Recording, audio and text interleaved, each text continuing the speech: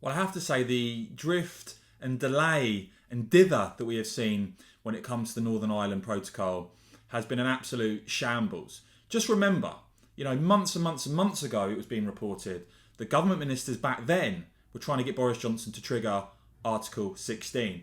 There were then reports that Truss could do it within days of becoming PM. Instead, a new 6-month deadline, it seems. And could there now be a big sellout on the European Court? Just cast your mind back to October 2021. Back then, Lord Frost in charge, of course, saying we'll never allow the EU Court to rule on Northern Ireland. Of course, as Brexit minister saying that a deal would only be acceptable if the EU removed Northern Ireland from the jurisdiction of the European Courts of Justice. Just a few months later, December 2021, it reported that Britain accepted the role of EU judges in the Northern Ireland Protocol and that Frost would tell his EU counterpart that that was now being accepted.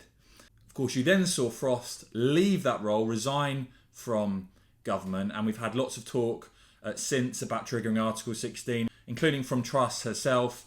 Nothing has happened. There's been more meetings, and so you've got the DUP again warning the government on this to take firm action.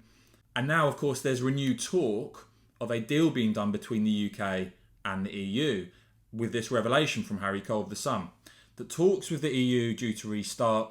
Sources close to negotiations telling The Sun that a big role for the ECJ in perpetuity beyond the current dispute mechanism is on the table if it unlocks the deadlock.